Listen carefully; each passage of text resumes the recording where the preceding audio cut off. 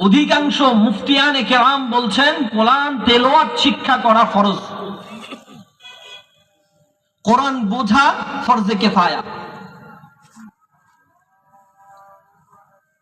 তাহলে কোরআন তেলাওয়াত যদি আমরা না জানি তাহলে ফরজ তরক করার গুনাহ আমাদের হতে থাকবে। কথা বুঝেন? এরপরে আসেন,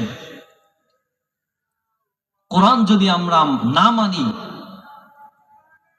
তার কথা রব্বে কারীম বলছেন নাজআলহুমা তাহতা আকদামিনা লিয়াকুনা মিনাল আসফালিন। আপনি আপনার সন্তানকে কোরআন শিখাননি, ওই সন্তান কিয়ামতের দিন রব্বুল আলামিনকে বলবেন, রব্বুল আলামিন আপনি আপনার বান্দাকে, আমার পিতাকে, আমার মাতাকে এখানে শোয়ান, ওনার উপর দিয়ে আমি জাহান্নামে যাব। নাউযুবিল্লাহি মিন যালিক।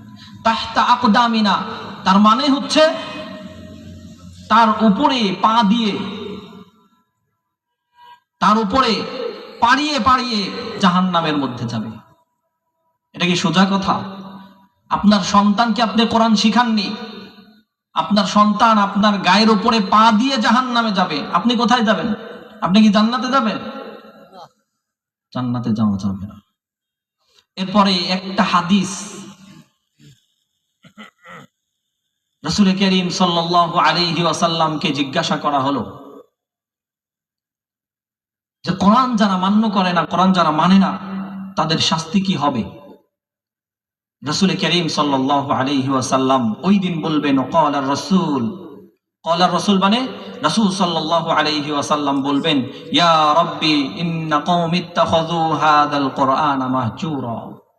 যে রাসূল আমাদেরকে সুপারিশ করে জান্নাতে নিয়ে যাবেন, সেই রাসূল আমাদের জন্য, আমাদের বিপক্ষে সাক্ষী হিসাবে দাঁড়িয়ে যাবেন, বলবেন যে আমার এই উম্মত, আমার এই উম্মত, আমার এই জাতি এই কোরআনকে পরিত্যক্ত অবস্থায় গ্রহণ করেছে, অর্থাৎ তাদেরকে জাহান্নামে নিয়ে যান।